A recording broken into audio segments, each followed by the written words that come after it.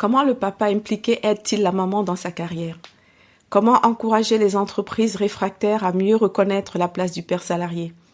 Ces questions sont évoquées dans mon podcast qui donne la parole aux papas, ceux-là qui sont soucieux de ne pas sacrifier le bien-être de leur famille sur l'autel des obligations professionnelles. Je suis Clarisse Magnécou, coach professionnel certifié, maman de 2 formidables enfants. J'accompagne les femmes salariées ou entrepreneuses à concilier au mieux au quotidien la vie privée et la vie professionnelle. Et si nous écoutions aussi les papas, nos alliés? Bienvenue dans mon podcast. Je vous souhaite une très belle écoute. Bonjour Walé. Bonjour Clarisse, comment ça va? Ça va très bien et toi? Très bien, merci. Je Ravi d'être là aujourd'hui. te souhaite la bienvenue dans cet épisode de mon podcast. Nous nous sommes Merci. rencontrés, merci, grâce à LinkedIn. Je sais que tu as 2 filles qui ont 7 ans et 4 ans et demi. Tout à fait. Je vais t'inviter à te présenter, s'il te plaît. Avec plaisir. Je m'appelle Walé Badamossi Komi, je suis un franco-nigérien de 41 ans qui vit à Paris, qui était fondateur d'une agence de communication qui s'appelait Derwin, puis Mediamonks après son rachat, et qui est spécialisé dans la communication sur les médias sociaux pour les marques, et notamment les marques du milieu culturel et entertainment. Et j'ai vendu mon activité en 2023, j'ai quitté mon activité en 2023 pour me tourner vers d'autres sujets. Je suis désormais investisseur, manager et mentor de pas mal d'entrepreneuses et entrepreneurs et je suis ravi d'échanger aujourd'hui avec toi. D'accord. Donc, j'ai compris que ton entreprise a eu une belle montée en puissance avant sa vente. Tout à fait. Ma gestion de l'entreprise entre sa création et la revente, c'était entre 2011 et 2023, donc ça a duré 12 ans et l'entreprise continue de grandir. On était autour d'une grosse quinzaine de millions de chiffres d'affaires avec 120 à 150 collaborateurs et un bon positionnement, une bonne autorité sur le marché. Donc c'est un assez beau succès. Je suis ravi d'avoir pu monter ça, d'avoir pu me marier, avoir des enfants et concilier ma vie et professionnelle et personnelle. Je sais que tu es un entrepreneur visionnaire et progressiste. Est-ce que justement ça a été facile de soutenir la parentalité, de soutenir la carrière des femmes en tant que patron d'une entreprise de grande taille? Ah oui, je pense que on a la liberté en tant que gestionnaire responsable d'une entreprise. Donc moi j'étais le fondateur et aussi le directeur général et président.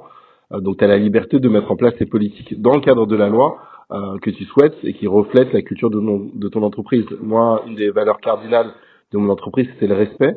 Et donc du coup, toutes les questions de diversité, d'inclusion et de respect des minorités, notamment les femmes, étaient importantes pour moi. Donc c'est une direction que j'ai donnée à l'entreprise en recrutant des gens d'horizons très variés, de tous les âges, de tous les genres, de toutes les préférences sexuelles, de toutes les origines, valides, non valides ou autres, et aussi en mettant à des postes de pouvoir des gens qui étaient parfois des hommes, parfois des femmes. Je pense qu'on peut parler notamment de femmes que j'ai recrutées à plus d'une fois qui étaient enceintes. Et donc du coup, beaucoup de femmes ont été surprises qu'on leur fasse des offres d'emploi en CDI alors qu'elles étaient enceintes, parce que beaucoup d'entreprises étaient frileuses à recruter des femmes enceintes, donc on considérait que ça faisait partie de la vie, et que tant mieux si la personne avait été épanouie familialement et voulait mettre un enfant au monde, et voilà, que ça devait pas bloquer les carrières. Donc c'est quelque chose que j'ai fait à de multiples reprises, et ça crée en plus un sentiment de loyauté de l'employé, de la collaboratrice avec la boîte, parce qu'en fait il n'y en a pas beaucoup qui mettent ça en place. Pareil, je pense qu'on a mis en place assez tôt en France, on a dû faire partie des 5 premières entreprises à mettre en place le congé menstruel. Je pense qu'il y a une femme sur 3 qui souffre de règles douloureuses en France. Il y a des pays comme l'Espagne qui ont légiféré, qui ont autorisé par la loi le congé menstruel. C'est pas le cas en France de mémoire. Nous, on l'a mis en place, me semble-t-il, via Philippe, le secrétaire général qui était à l'initiative de ce projet-là avec Lou. On l'a mis en place, me semble-t-il, le congé menstruel 2018. On a dû le tester. Donc ça, c'est des choses que j'ai pu mettre en place. Et pareil, on a mis en place un congé deuxième parent, donc c'est un congé paternité ou deuxième parent pour les couples homosexuels, qui doublait la durée légale du congé second parent ou paternité, qui me semble est de 2 semaines, et nous on l'a doublé à 1 mois payé pour que les parents puissent avoir le temps d'accueillir leur enfant, quoi. Donc ouais, je pense qu'on peut, quand on veut, dans le cadre de la loi, faire bouger les choses et puis créer un exemple qui motive les autres entrepreneurs, entrepreneuses, dirigeants et dirigeantes, quoi. C'est possible quand on veut. Mais ça démarre par la volonté politique. Ou la volonté, en tout cas la volonté de la politique au sein de l'entreprise. Oui, mais comme tu le dis, on peut très bien mettre en place des mesures allant au-delà de ce que la loi impose. Par exemple, lorsque ce sont des sujets auxquels on est très sensible. Et donc, c'est vrai, tu as parlé du congé paternité qui est passé de 14 jours à 28 jours à partir de 2021. Et toi-même, en tant Et on l'a doublé du coup. On l'a doublé à 2 mois, ouais. Oui, d'accord. Voilà, c'est une mesure volontaire, hein, prise aussi par ton entreprise en tant qu'employeur. Et toi-même, Walé, en tant que père, comment ça s'est passé pour ton congé paternité? Je pense que j'ai notamment pris cette mesure de doubler le congé paternité, de le passer à 2 mois, parce que j'en ai eu l'expérience de l'impact que ça avait pour moi. Je suis devenu père moi en 2017 de Ayela, ma première fille, mon aînée, et étant patron, j'ai eu la liberté de prendre autant de congés que je voulais, et j'ai décidé de prendre 2 mois avec ma femme, parce que c'était un événement unique. Le premier enfant, il y avait 34 ans, j'étais très heureux, la grossesse s'est bien passée, et puis c'est des moments précieux. La vie est courte, hein, donc il faut profiter des moments importants, et donc j'ai décidé de prendre 2 mois dédiés à ça, donc de rester à la maison avec ma femme et ma fille, et de prendre le temps de m'occuper de tout le monde, d'apprendre aussi, parce que la paternité c'est aussi quelque chose qu'on apprend dans le temps, notamment pour le premier enfant. Depuis tous les enfants sont différents, donc on réapprend au deuxième, au énième enfant aussi.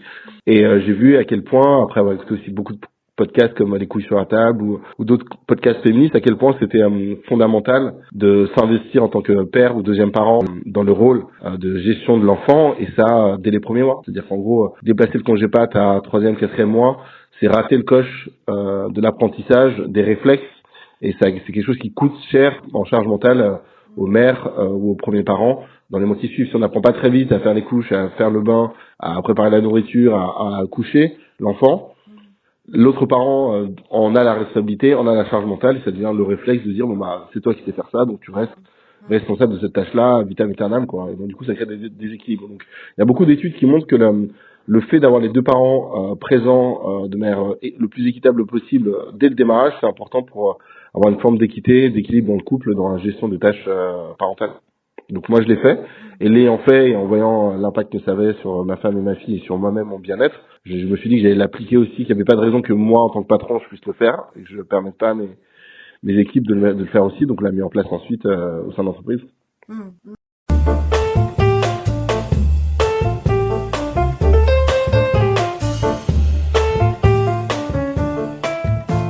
Et toi, comment t'es-tu senti devenir père, Walé? Quand? Alors c'est pas mal d'étapes.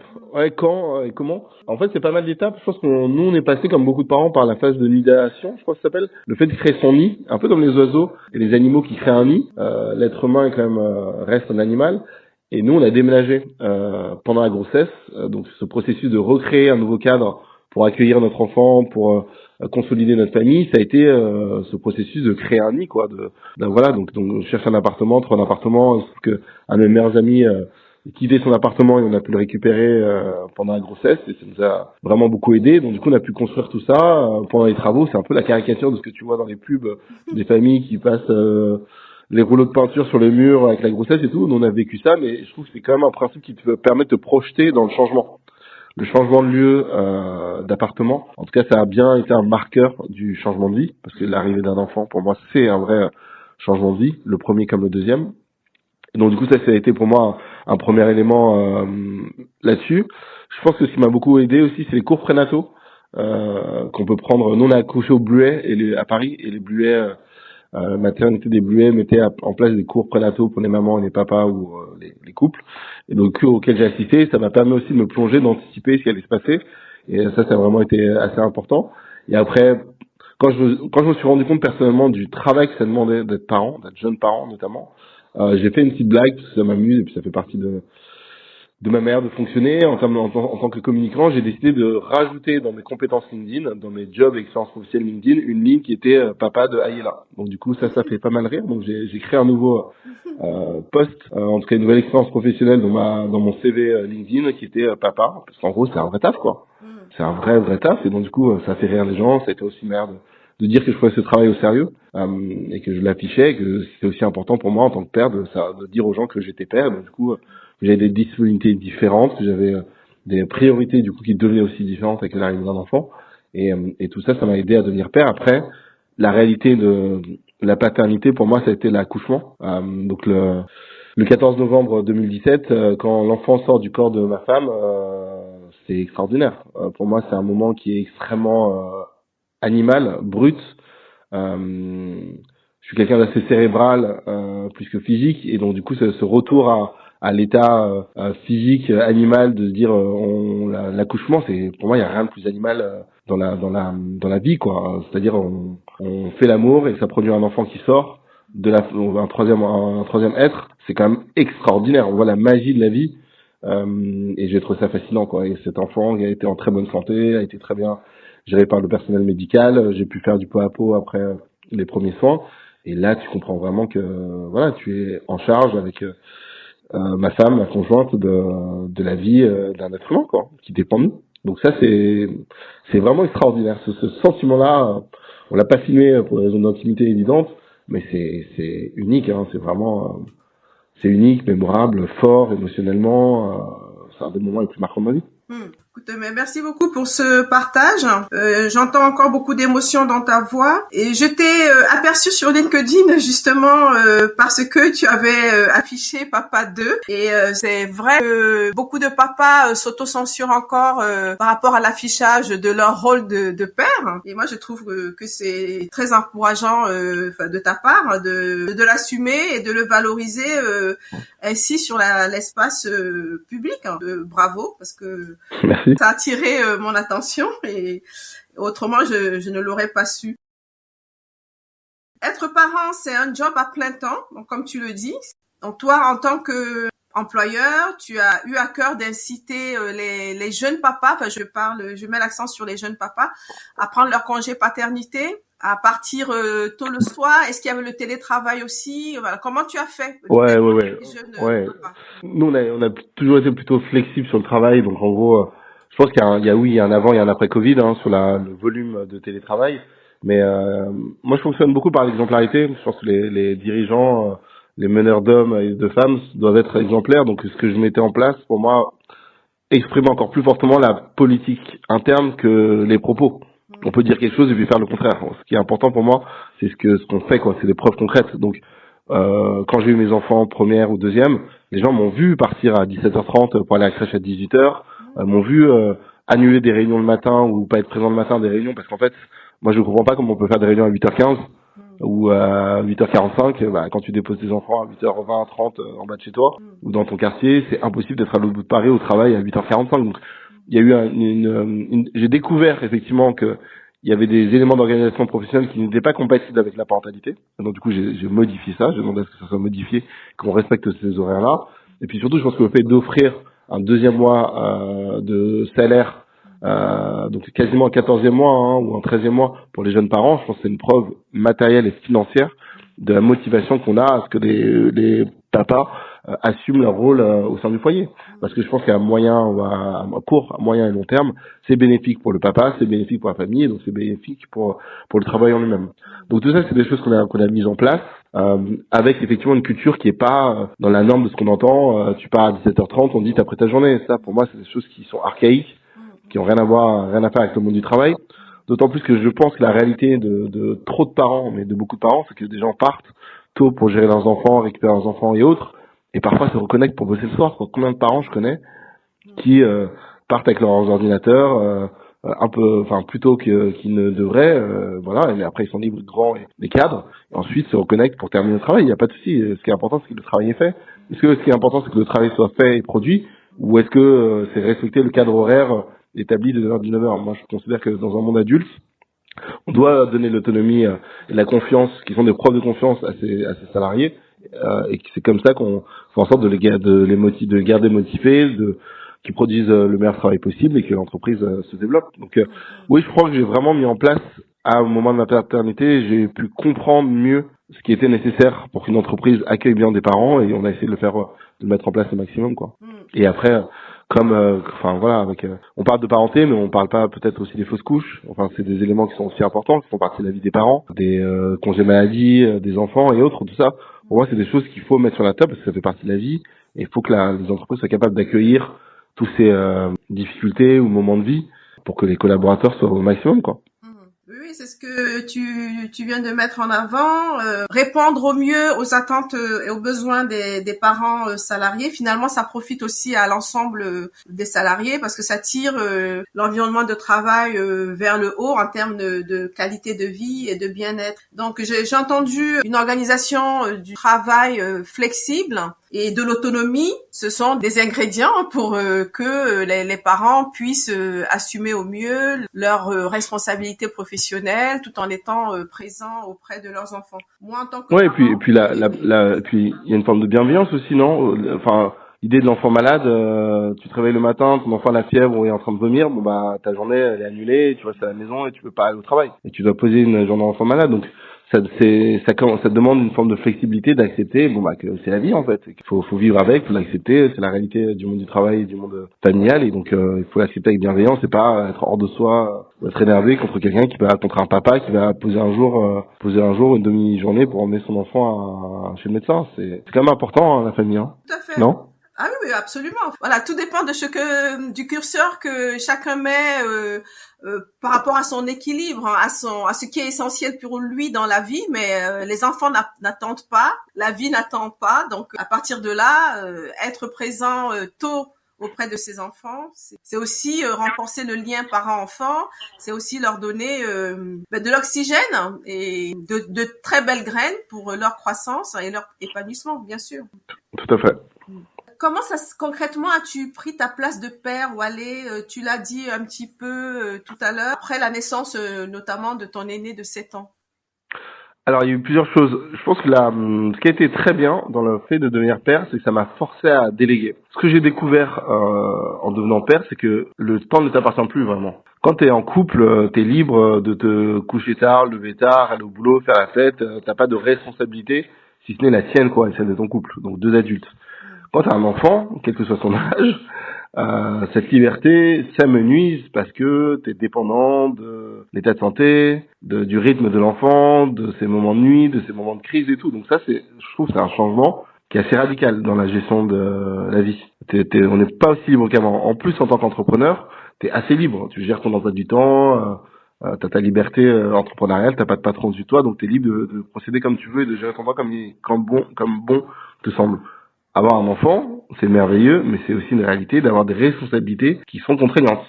Donc, en prenant ça en considération, je me suis dit que j'étais obligé de m'entourer d'équipes plus solides au moment de la naissance de mon enfant, en tout cas en amont de la naissance de mon enfant, pour pouvoir mieux déléguer les tâches. Donc, ça m'a contraint à réorganiser mes équipes pour qu'elles soient plus solides, pour que moi, je puisse être un maillon moins indispensable de l'entreprise. Parce que, en tant que parent, tu vas être soumis à des impératifs que tu ne maîtrises pas.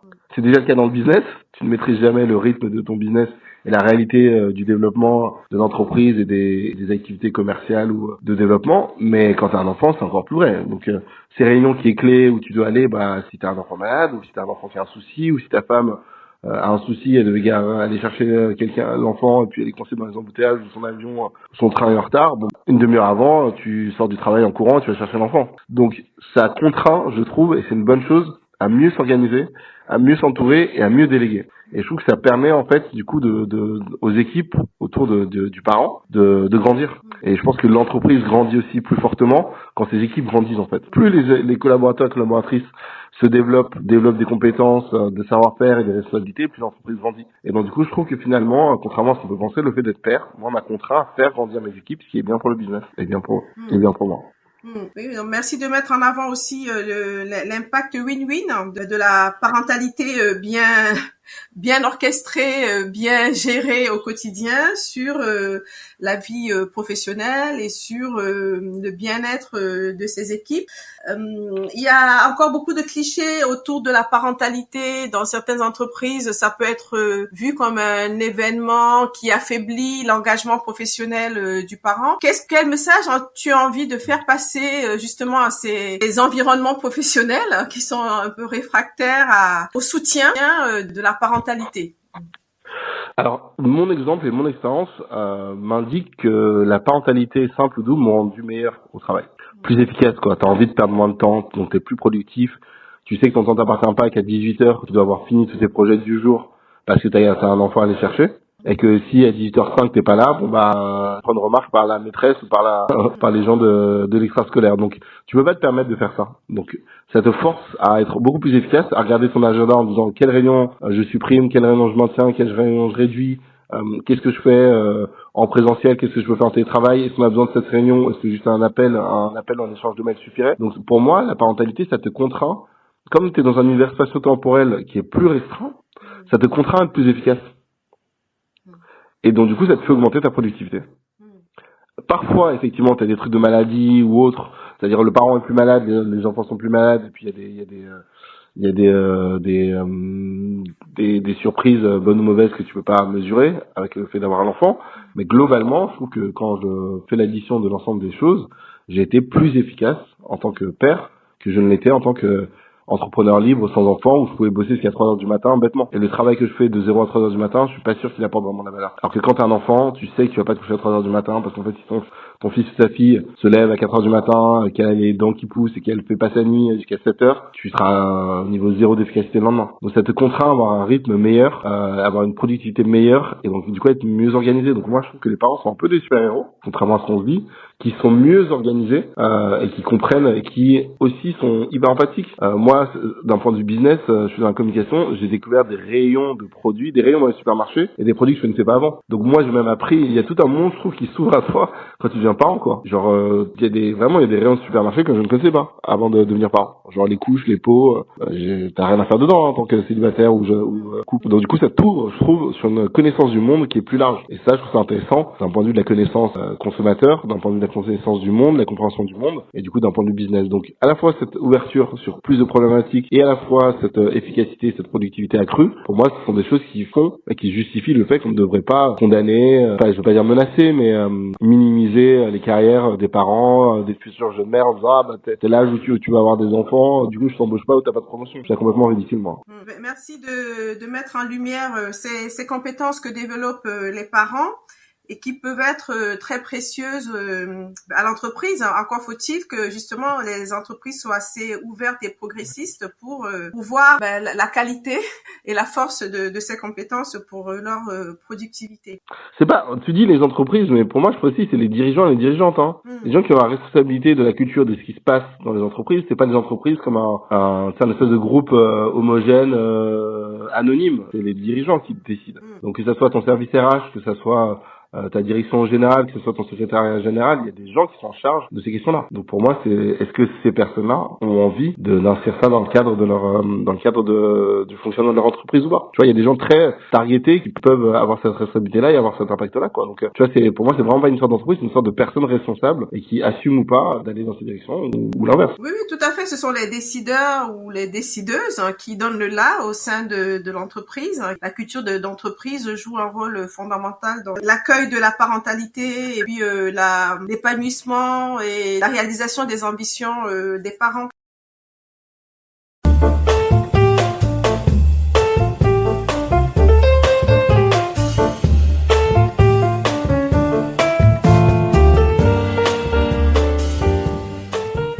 Un autre de tes combats en tant qu'employeur, Wale, a été le soutien de la santé des femmes au travail. Tu as évoqué le congé menstruel que tu as mis en place dans le cadre de tes précédentes fonctions. Et ça t'est venu d'où cette préoccupation? C'est venu d'une salariée qui s'appelle Lou, qui est en charge du bien-être des collaborateurs, collaboratrices et des locaux, et qui a proposé à son patron, donc son N+1, le secrétaire général, DAF, de mettre en place le congé menstruel. Et en fait, il a dit oui.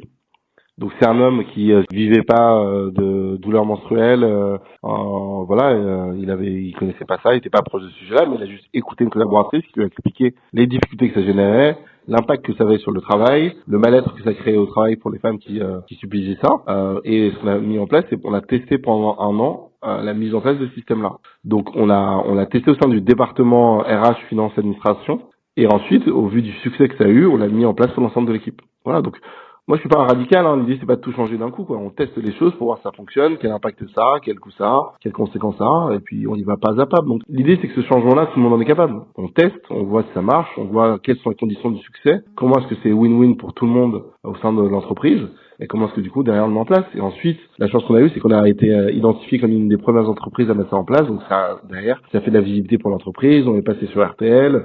On a eu plein d'articles de presse on parlait de ça et on a proposé aux autres acteurs du secteur de nous rejoindre parce que notre expérience était positive de la mise en place du congé menstruel et on a appelé aussi les pouvoirs publics à le mettre en place plus largement parce que nous on avait réussi et à croître, générer plus de croissance et de revenus et à avoir des femmes l'endométriose qui étaient plus contentes d'être au travail, de bosser chez elles quand elles avaient besoin.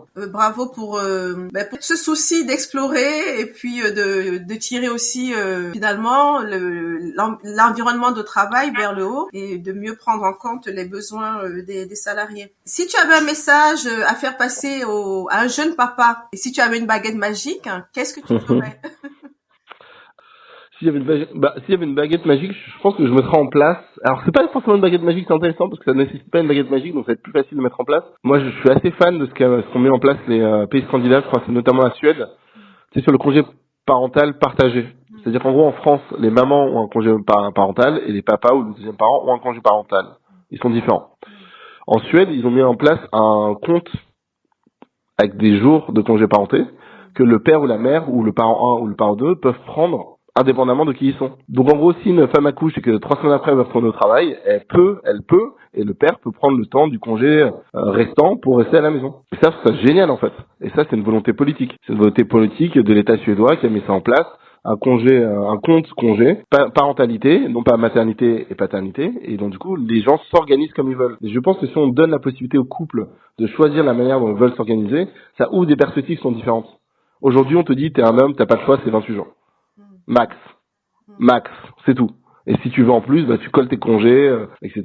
Tu mets tes 2 semaines de congés et tu fais 1 mois et demi avec ça. Bon, là, dans le cas suédois, c'est la possibilité de dire aux gens, vous êtes responsables et vous vous organisez comme vous voulez. Donc, si les femmes veulent revenir plus vite au taf, elles peuvent. Si les hommes veulent contribuer à 50-50, ils peuvent.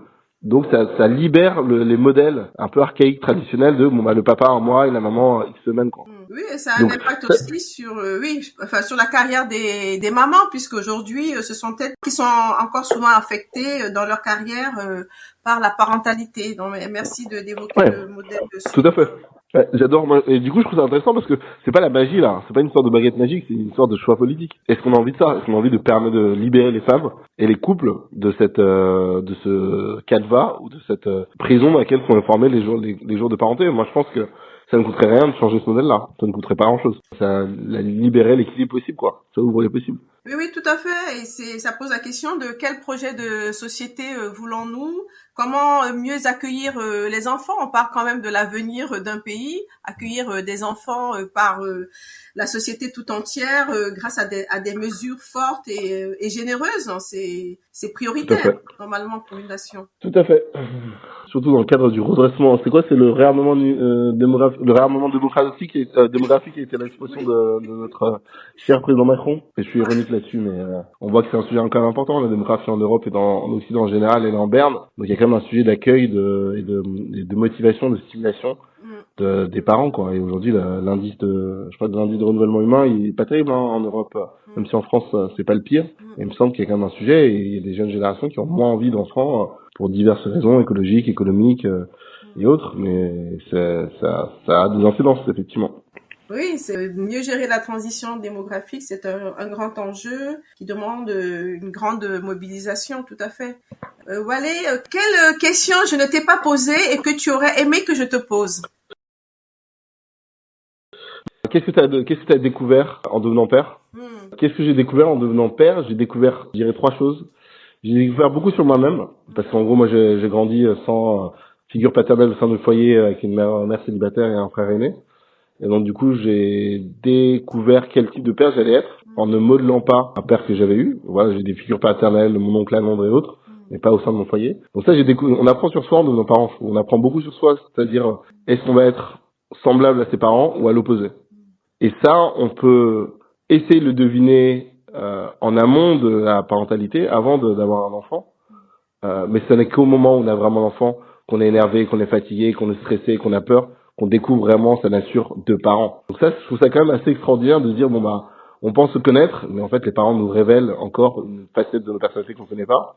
Et c'est assez drôle parce que se produit la même chose chez le conjoint, la conjointe. Moi, j'ai découvert des facettes de ma femme, de son éducation, de ses valeurs, sur les mois et années de parentalité. Tu découvres des choses sur la conjointe que tu connais depuis des décennies, au moment où elle devient mère. Exactement, tu découvres des éléments assez intimes sur les peurs, sur l'enfance, sur la vision de la parenté, sur beaucoup de choses dont tu peux débattre en amont de manière abstraite avant d'être parent, mais qui ne deviennent réelles qu'au moment où t'es un enfant. C'est-à-dire, en gros, ton enfant fait une bêtise, qu'est-ce que tu fais? Ton enfant est malade, comment tu réagis? Est-ce que t'es plutôt positif? Est-ce que t'as envie d'aller chez le médecin tout de suite? Est-ce que tu vas passer ta nuit sur Internet? Tu vois, tout. En fait, vraiment, il y a une facette de soi qu'on découvre quand on devient parent que je trouve très intéressant. Donc ça montre la complexité de l'être humain, quoi. Et c'est un nouvel horizon, en fait, la parenté. C'est un nouvel horizon, tu découvres des choses sur toi, tu découvres ta capacité aussi à gérer, aller au travail sans dormir, pendant des semaines, voire des années. Donc tu découvres comment ton couple évolue à 2, à 3, à 4. C'est pas la même chose. Donc les nouveaux équilibres et déséquilibres. Donc les besoins de communication, le temps qui est disponible, tout ça en fait ça évolue quoi. La réaction des enfants à l'enfance, à la petite enfance, à l'adolescence. Voilà, c'est tout ça c'est extrêmement intéressant quoi. Vraiment, je trouve que c'est un voyage qui est fabuleux dans la vie d'être accompagné d'un conjoint et d'enfants qui vous font apprendre des choses en permanence quoi. Donc voilà. Oui, on grandit à côté de ses enfants en même temps qu'eux et comme tu dis, c'est un voyage très enrichissant, tout à fait. Tout à fait. Alors voilà, nous sommes arrivés au terme de notre entretien et je te remercie beaucoup pour avoir partagé ton chemin de père et puis d'avoir partagé aussi comment s'est construite ta dynamique familiale et plein de bonnes choses à cette dynamique familiale et merci beaucoup. Et plein de bonnes choses aussi pour tes projets en tant qu'entrepreneur éclectique et très créatif. Merci beaucoup Clarisse, c'est très gentil de toi. Merci encore et belle journée. À toi aussi, à bientôt.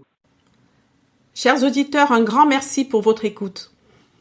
Pour soutenir mon podcast, vous pouvez vous abonner sur votre plateforme préférée. Vous pouvez aussi le partager ou mettre des commentaires. N'hésitez pas à me suivre sur LinkedIn. Je vous dis donc à très bientôt.